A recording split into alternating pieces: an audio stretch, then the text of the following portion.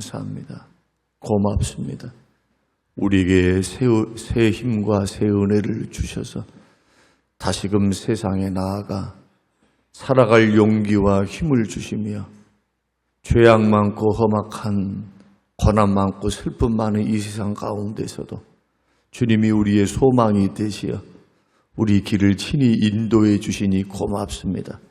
우리는 약하고 힘이 없으나 우리 강한 우리 주님의 능력을 힘입어 오늘 하루도 주와 동행하며 걸어가되 주의 보호를 받기 원하며 주님의 인도를 받기를 원하오니 성림교회 모든 식구들의 생명과 재산을 지키시고 자녀손들이 믿음의 복을 그리고 또한 직장의 복을 물질의 복을 만남과 건강의 복을 취업과 사업의 복을 주시어서 윤택하게 하시고 형통하게 하셔서 이 세상을 힘있게 살아갈 수 있도록 복을 주옵소서. 우리 모든 성림교회 식구들에게 평안을 주시옵고 시험과 환난을 벗어나게 하옵시고 악에 물들지 않도록 지켜주옵소서. 감사드리오며 예수님 이름으로 기도합니다. 아멘. 아멘. 요한복음 8장 29절에서 30절 말씀. 8장 29절에서 30절 같이 읽겠습니다. 나를 보내신 이가 나와 함께 하시도다. 나는 항상 그가 기뻐하시는 일을 행함으로 나를 혼자 두지 아니하셨느니라. 이 말씀을 하심에 많은 사람이 믿더라. 아멘. 아멘. 오늘 저는 우리 주님의 고백을 통해서 하나님께서 우리와 함께 하시는 비결이 무엇인가? 예수님께서도 나를 보내신 하나님이 함께 하셨는데 그 함께 하신 이유와 조건을 달고 있습니다.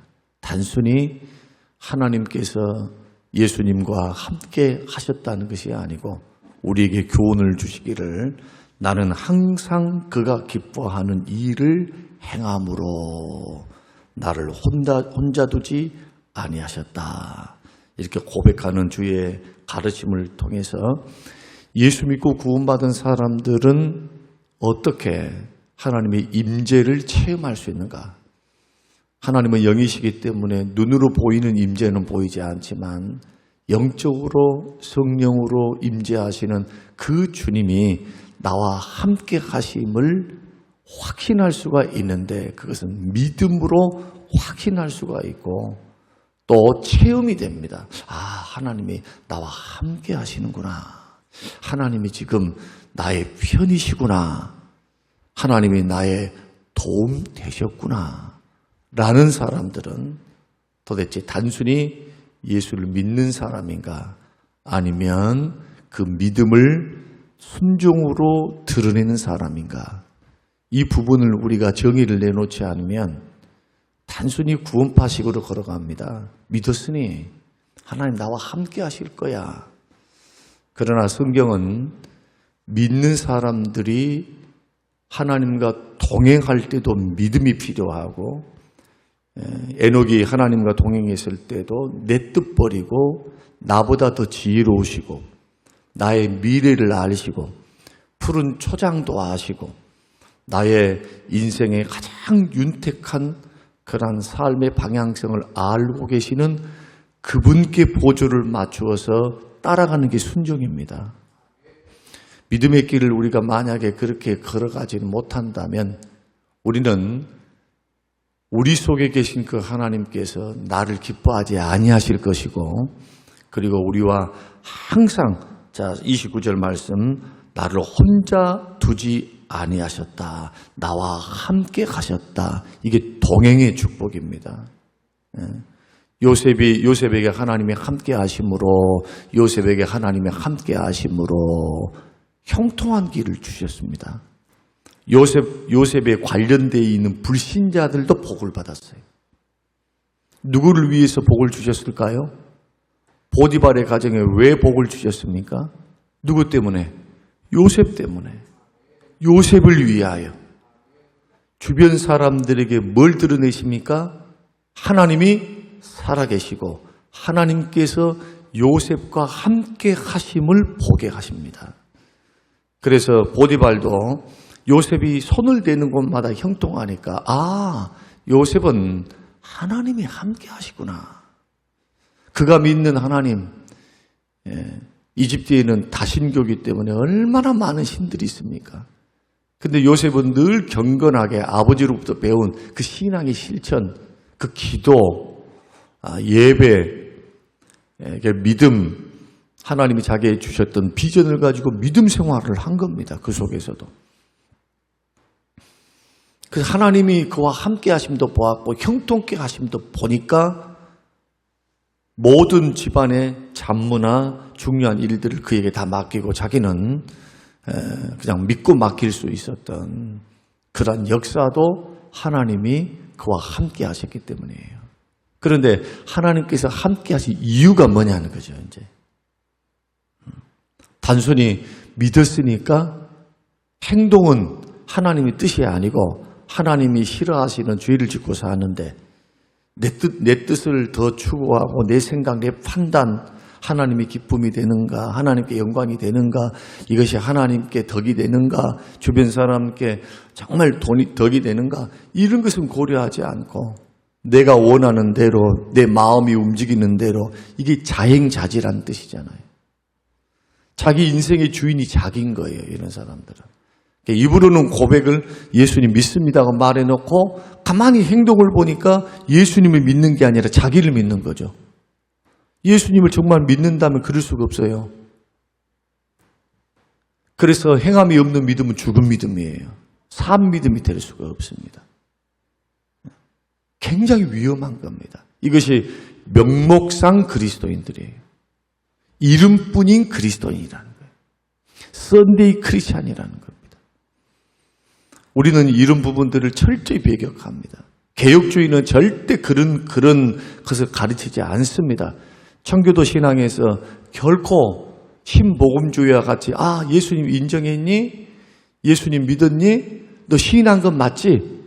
그 예수님의 이름을 인정하는 것을 믿음으로 그렇게 판단하지 않습니다. 반드시 삶의 변화가 일어나야 됩니다. 방향성의 변화가 분명히 보여야 돼요. 행동의 변화가 분명히 보여야 그게 회개입니다. 그게. 회개가 뭡니까? 뉘우침하고 회개의 다른 점은 뭐냐? 뉘우침은 행동의 변화가 없어요. 죄에 대해서는 슬퍼합니다. 후회합니다. 내가 왜 그렇게 했을꼬? 그래서 성경이 말씀하는 회개는 방향을 바꾸는 거예요. 세상을 향했던 내가 주께로 나아가는 것이고, 죄를 지었던 내가 이제는 죄를 지으면 주님이 슬퍼하시거든요. 다시 그 죄를 끊고 회개에 합당한 열매를 맺으며 믿음의 길, 힘들고 어렵지만 순종의 길을 걸어가는 것. 예수님이 하나님이시면서도, 그는 메시아이시면서도 제자들에게 떳떳하게 선포하시고 이 성경의 기록을 통해서 우리에게 깨우치십니다. 어떠한 자에게 하나님이 함께 하시는가? 어떠한 자에게 하나님께서 홀로 버려두지 아니하시고 그를 붙드시고 사용하시는가? 디모데전서 말씀, 전후서 말씀을 봐도 다 예수 믿는 사람 이야기입니다. 전후서가 다 주위의 일꾼들 이야기예요. 목회자 이야기, 장로 이야기, 집사 이야기, 교회에서 일꾼들 이야기, 일꾼들. 하나님께서 금그릇도 만드실 수 있고 쓰실 수도 있고 흙으로 만든 그릇도 쓰실 수 있어요. 한 집안에 모든 그릇이 다 귀하게 쓰인 것은 아닙니다. 손님들이 왔을 때는 특별한 그릇을 내놓잖아요. 가장 귀하고 아름답고 소중한 그릇을 내놓고 대접을 하는 게 손님 대접이죠. 음식만이 아니고. 그때 쓰는 그릇들과 평상시에 쓰는 그런 그릇들과 그 요강과 같은 그릇도 있죠. 그릇이라고 한다면 오줌과 오물을 담는 그릇도 있고 하나님은 다 쓰실 수 있어요. 낮고 천한 그릇을 다 쓰실 수 있어. 그러나 깨끗이 못한 그릇은 쓰지 않습니다.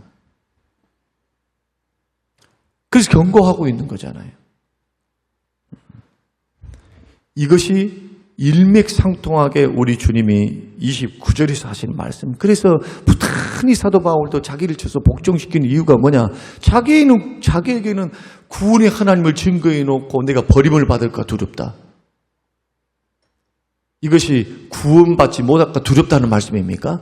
오직 주 안에 정죄함도 없고 믿으면 구원을 받고 로마서를 쓰신 분이 그런 뜻이 아니죠. 주님이 안 쓴다는 거예요. 주님이 그와 함께 할 수 없다는 거예요. 그래서 주님이 기뻐하시는 일은 뭐냐? 자기 믿음이 순종으로 나타날 때입니다. 항상 그가 기뻐하신 일을 행함으로. 주님이 기뻐하는 일을 항상 하셨다는 거예요. 우리가 예수님을 닮아간다는 게 뭡니까? 예수님의 인격과 예수님의 삶과 신앙을 닮아가는 거죠. 믿습니까? 우리의 기준은 그냥 사람이 아닙니다. 우리 구주 예수 그리스도십니다. 우리는 단순히 입으로 믿는 믿음의 명목, 믿음으로 구원받는다고 하니까 행함은 아무도 필요 없는가 보다 천만의 말씀입니다. 행함이 구원의 조건은 될 수 없지만은 구원받음의 강력한 증거가 행함이에요. 주여 주여 하는 자가 천국 못 가고 주의 뜻대로 행하는 자다라고 주님이 못을 딱 박아놓으신 거예요. 로마서 6장에서도 믿음으로 구원받은 사람들이 죄가 많은 곳에 은혜가 많으니까 이제부터는 나도 죄 지어도 괜찮은가 보다. 왜? 하나님의 은혜가 더 풍성하게 주어질 것이니까. 결코 그럴 수 없느니라. 예수 믿음으로 우리 모두가 의롭다 함을 받았고 우리의 몸과 마음이 하나님의 자녀가 되는데 이 도구를 가지고 이 하나님이 거룩하게 하시고 의롭다 하신 이 몸과 마음과 정신을 가지고 주께 드려 의의 도구로 쓰임 받아야지. 죄에게 드려서 죄의 도구로 쓰임 받으면 불행하다는 거예요. 만약에 그렇게 하고 있는데 계속 주님이 함께 하셔서 복만 주시면 어떻게 될까요? 회개하고 돌아올까요? 절대로 회개하고 돌아오지 않습니다. 주님 기뻐하지 않습니다. 주님은 죄를 미워하십니다. 죄를 미워하셔요. 순종 반대가 불순종이 죄입니다. 항상 기뻐하는 일을 했다는 것은 뭐냐면 주님이 이 땅에 오셔서 했던 것 크게 두 가지입니다. 하나는 능동적인 순종입니다. 뭡니까? 율법 아래에 오셔서 율법을 다 지키셨어요. 만약에 예수님이 땅에 오셔서 율법을 어기셨다면 우리의 구주가 되지 않습니다. 예수님이 죄인이니까. 죄인이 죄인을 어떻게 용서하고 어떻게 속죄의 양이 될 수 있겠습니까? 그래서 율법 아래에 오사 주님이 율법을 다 지키셨어요. 그리고 두 번째 순종은 수동적인 순종이라고 말합니다. 그 죄 없으신 흠과 티가 없으신 그분이 우리를 위해서 유월절 어린 양이 되사 십자가에서 죽기까지 충성하신 거예요.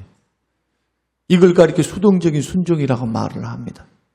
예수님은 순종하러 오신 거예요. 순종. 율법 아래에서 율법 지켜서 예수님이 메시아됨을 준비하셨고 그래서 마귀의 시험에 이기시잖아요. 아담과 하와는 첫 번째 시험에서 넘어졌듯이 예수님은 두 번째 아담으로 오사 공생애를 들어가서 40일 동안 금식하시고 광야에서 성령에게 이끌려 마귀에게 시험을 받을 때 만약에 불순종해버리면 마귀에게 굴복해서 하나님의 뜻은 죽으러 오신 뜻, 인류를 구원하기 위한 뜻은 저버리고 영광을 받으시고 그 권능을 가지고 자기의 육신의 정욕, 떡덩이가 되게 하는 것을 먹고 만국의 영화를 누리는 것을 더 취해서 절을 해버린다거나 그리고 또 저 성전 꼭대기에서 뛰어내려서 내가 메시아다. 주님 그러려고 오신 게 아니다니까요. 당신을 드러내시고 영광을 받으시고 이익을 취하기 위해 오신 것이 아니라 철저히 주의 뜻이 십자가에 죽기 위해서 속죄의 어린 양으로 오셨기 때문에 주님은 그 계획표, 그 주님의 뜻을 따라, 하나님의 뜻을 따라서 철저히 성경을 응하기 위해서, 성경을 이루기 위해서 마태복음의 말씀 보면 그 발자취를 통해 구약에 예언됐던 그 예언을 이루기 위해서 예수님이 땅에 오신 겁니다. 그렇게 사신 거예요. 그러니 하늘아버지도 바라보실 때 예수님이 자유의지를 갖고 계시죠. 신적 의지도 있지만은 자유의지를 갖고 계세요. 인간으로 오셨으니까. 예수님도 시험 당했지만은 흠과 티가 없습니다. 이기셨으니까. 우리와 같이 성경도 있으시고 모든 것을 갖고 계시지만은 죄가 없으세요. 이기셨으니까. 승리하셨으니까. 우리가 여기서 배울 수 있는 게 뭐냐? 우리 믿음의 길을 걸어갈 때 특히 순종할 때 하나님이 기뻐하시는데 순종의 복을 받습니다. 뒤에 살피겠습니다만은 순종해야만 세 가지 복을 받게 돼요. 그러나 순종이 없으면 빛 좋은 게살구예요. 겉으로는 화려하고 막 맛있게 보여.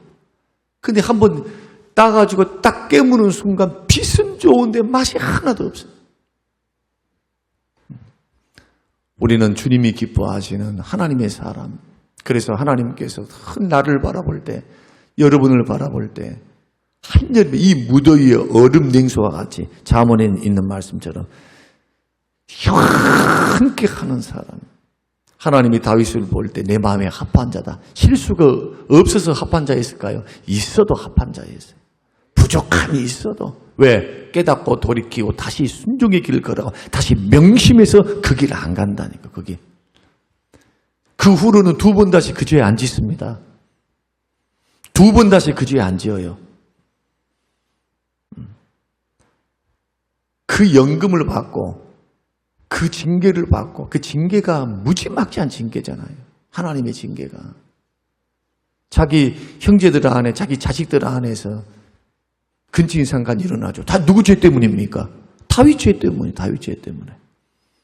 자기 아들이 또 다른 형제를 죽이는 사건. 이 비극이 그냥 생겼습니까? 다윗의 범죄 때문에 일어나는 거예요. 이게 영향이. 죄의 영향성이 그대로 자식들이 보고 배운 게 그거잖아요. 그러니까 이런 부분들을 우리 생각하면서 언제나 불순종의 길을 걸어가는 끈을 끊어야 됩니다. 순종의 길을 걸어가야 돼요. 자꾸. 하나님을 가장 기쁘게 하는 위대한 일이 뭐냐? 순종입니다. 순종의 값어치를 약화시키는 시대에 살고 있어요. 신복음주의가 들어와가지고. 개혁주의가 아니라 신복음주의. 우리 막 귀찮게 굴지 말자. 주 예수를 믿어라. 그러면 너와 내 집에 구원을 받는다. 하나님이 세상을 사랑하사 독생자를 주셨으니 오직 믿음은 맞아요. 그러나 칼빈과 루터도 쯔빙글리도 절대로 이 믿음이 순종이 없거나 말씀대로 살지 않아도 올바른 믿음이다 해본 역사가 없어요. 해본 역사가. 반드시 바른 믿음, 구원받은 믿음은 삶의 열매로 나타나게 되어 있어요. 주님을 사랑하게 되고 점진적으로 말씀의 순종의 길을 걸어가요. 그런데 나는 말씀의 순종의 길은 하나도 걸어가지 않으면서 믿습니다 하는 게 그게 가짜라 이거예요. 자기가 스스로 속고 있는 거예요. 나는 믿음이 있어. 나는 믿음이 있어. 누구처럼? 마태복음 7장에 나오는 자들처럼. 주여 주여 하면서 봉사도 하고 주의 일도 하고 그런데 뒤로는 딴짓을 하는 거예요. 주의 뜻과는 상관없어. 주의 영광이나 주의 뜻을 따라서 걸어가는 게 아닌 일을 위한 일을 했겠죠. 주님을 믿는다고 해놓고 자기 이름을 드러내고 자기 이익을 취하고 사건이 다 그러니까 다 거짓 선지자 이야기를 하면서 주님이 이야기하시잖아요. 마태복음 7장에서. 이 말씀은 양날의 검입니다. 정말 순종하는 자에게는 복이 될 수밖에 없어요. 순종하는 자에게 이보다 더 좋은 게 없어요. 예수님의 발자취를 따라서 예수님께서 항상 주님이 기뻐하신 일을 내고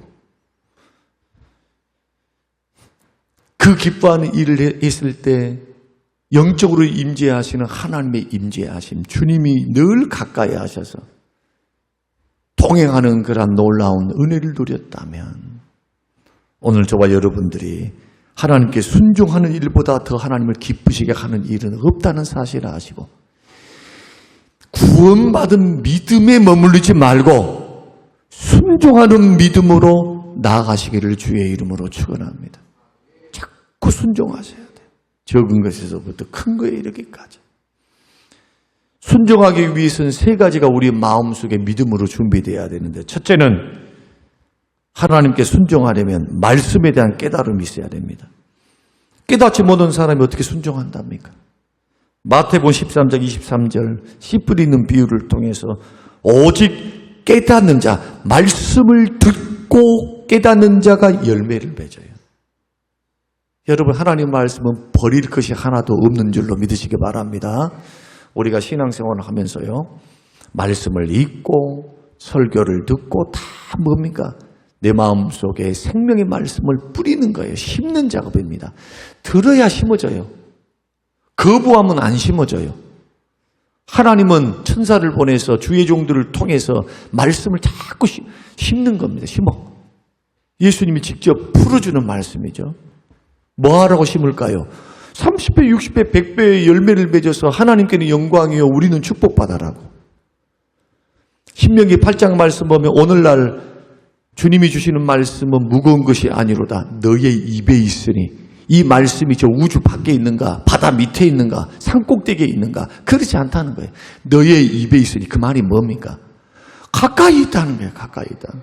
오늘날 행복을 위해서 너에게 주신 계명들이다. 하나님 말씀 여러분들의 행복을 위해서, 우리의 행복을 위해서, 구원과 행복을 위해서. 그래서 깨달아야 됩니다. 여러분, 깨닫는 은혜를 구하시기를 바랍니다. 날마다 깨닫는 은혜, 깨달아야 순종이 돼요. 양당 간에 회개가 되든 양당 간에 이게 복이구나 라고 느끼든 동기부여가 말씀의 깨달음을 통해. 두 번째는 하나님을 사랑하는 마음이 있어야 합니다. 사랑해야 순종이 생기고 순종이 지속이 돼요. 여러분, 사랑에도 유통기한이 있다 하죠.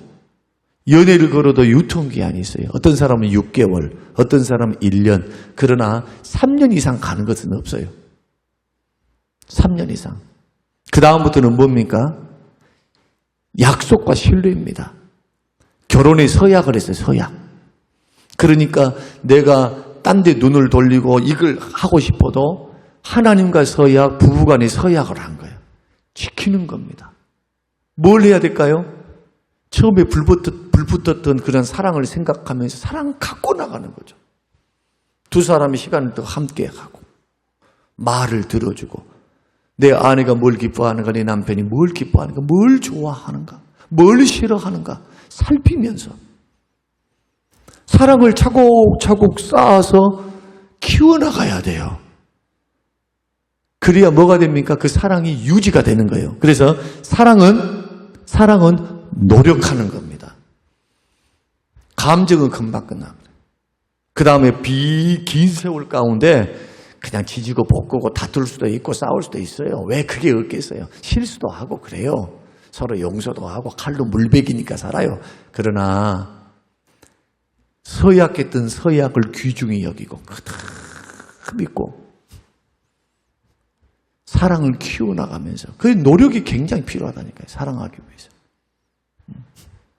그럴 때 오랜 시간 순종이 시작됩니다. 그러나 사랑하는 마음이 없으면 오랫도록 순종이 안 돼요. 사랑이 없는데 관심이 없어. 마음도 없으니까.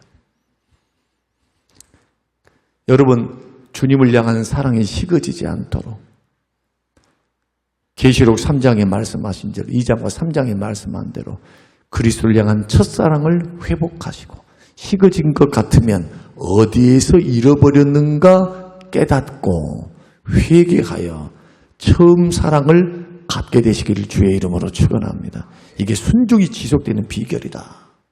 세 번째는 하나님의 약속을 전적으로 신뢰하고 믿는 믿음이 있어야 돼요. 근심이 생겼다. 염려가 생겼다. 그러면 정말 말씀을 믿는다면 빌립보서 4장 6절 7절대로 하셔야죠. 염려할 그때에 아무것도 염려하지 말고 어떤 일이든 염려하지 말고 오직 모든 일에 기도와 감사함으로 간구할 것을 하나님께 아뢰는 것. 우리가 해야 될 거 그거예요. 믿습니까? 염려가 왔습니다. 근심이 왔습니다. 힘든 일이 생겼습니다. 또 시험이 찾아오면 어떻게 해야 됩니까? 기도해야죠. 시험에 들지 않도록. 다른 방법이 있으면 한번 저에게 이야기를 한번 해줘 보세요. 그런데 왜 안 하신가요? 제가 교회를 받들고 섬기면서 느낀 게 그겁니다. 알기는 알아요. 행동은 더뎌요. 100가지 말씀을 듣고 100가지 깨닫고 끝나버린 것보다도 한 가지 말씀을 듣고 한 가지를 깨닫고 순종하는 게 더 유익입니다. 이게 야고보서 말씀이에요. 약속의 말씀을 다 붙들고 여러분 승리의 길, 축복의 길 걸어가시길 바랍니다. 신명기 28장을 가리켜서 축복의 장이라 하는데 저는 반대로 말합니다. 이건 축복의 장이 아니에요. 저주의 장입니다. 경고의 장입니다. 왜 그런가 하면 1절로부터 14절까지는 축복의 말씀이지만 15절에서부터 68절까지는 저주의 장입니다. 저주의 말씀들이에요. 그러니까 이스라엘 백성들의 성향을 주님이 너무 잘 아신 거예요. 일단은 축복의 말씀을 합니다. 비전을 심어줍니다. 꿈을 딱 심어줍니다. 봐라, 머리가 되고 꼬리가 되지 않고 열방과 민족에 뛰어난 민족이 될 것이며 하면 떡반죽 그릇이 복을 받고 막 합니다. 말씀 순종하고 하나님 섬기고 살고 살면 핵심이 그거예요. 영육이 잘 되는 복을 받는다는 거예요. 인류의 이 민족 가운데 가장 뛰어난 민족으로 하나님이 세워주시겠다는 겁니다. 그런데 15절을 주목해야 되는데 뭐라고 말씀하는 단서를 딱 붙어요. 내가 만일 내 하나님 여호와의 말씀을 순종하지 아니하여 내가 오늘날 너에게 명하는 그 모든 명령과 규례를 지키지 행하지 아니하면 이 모든 저주가 내게 임하고 내게 미칠 것이니. 이것이 예수님이 마태복음 7장에 말씀하신 데 그대로입니다. 너 누구니? 너 누구니? 그렇게 물어보셔. 주여 주여 나를 모르시나이까? 너 누군데? 그러면서 예수님 말씀하죠. 도무지 모른다 하리라. 철저히 외면하겠다고 말씀하십니다. 여러분 산상수훈은요. 로이드 존스가 해석해 놓은 그 해석을 저는 따르는데 이것은 천국 백성들의 생활 윤리입니다. 절대로 가볍게 여길 것이 아니에요.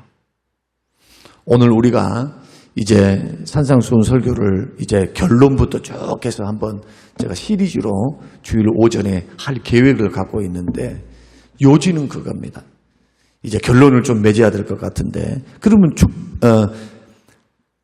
하나님께서 이렇게 순종하는 자에게 주시는 축복이 함께 하시는 건데 하나님이 함께 하시는 거예요. 하나님이 함께 하셔요. 그러면 하나님이 함께 하시면 어떤 복을 받는가? 순종을 하면 약속의 말씀대로 다 복을 받지만 가장 큰 축복이 하나님이 나와 함께 하시는 거예요. 일할 때도 함께 하시고 사업할 때도 함께 하시고 고난 중에서도 함께 하시고 광야에서도 함께 하시고 주님이 도우시려고 함께 하시는 거예요. 함께 하시면 첫 번째 축복이 마음의 평안을 얻습니다. 평안은 다른 데서 오는 게 아니고 주님을 신뢰할 때 주시는 것이거든요. 누가 주십니까? 하나님이 주시는 거예요. 하나님이 함께 할 때 하나님이 내 마음을 지키십니다. 평강으로. 마음이 평안해요. 근데 죄 짓고 막 돌아다니면 절대로 이 평강 안 옵니다. 담대함 옵니까? 안 옵니다. 아무리 내가 인생을 살아가면서 힘들어도 정말 주님이 기뻐하시는 일에 내가 동참하고 순종하며 걸어가면요 100사람이 달려들어도 담대해요. 담대해요. 내가 하나님 앞에 소위 말해서 완벽하게 떳떳할 수는 없지만 이 죄에 대해서는 무관하거든. 그러니 하나님께서 이 부분에 있어서 담대함을 주시고 마음의 평안을 주시고 그래서 견딜 수 있는 겁니다. 두 번째는 모든 시련을 이길 수 있습니다. 주님이 함께해야 고난을 이기죠. 그래서 목사도 자기 자신이 죄 가운데서 이 징계가 지금 죄 때문에 왔다. 나는 죄와는 상관없이 하나님이 지금 연단하시는구나. 나를 다듬으시려고. 또 세 번째는 마귀가 지금 나를 흔들어서 넘어뜨리게 하는 것이구나. 이 분별이 됐다면 하나님 앞에 순종함으로 서 있는 사람들은 모든 시련을 이길 수 있습니다. 왜냐하면 하나님의 함께 하심을 우리에게 보여주십니다. 하나님이 내 편이 돼요. 하나님이 내 편. 100사람이 달라들어 그 사람 못 이겨요. 하나님이 그 사람 편이 돼 있으면.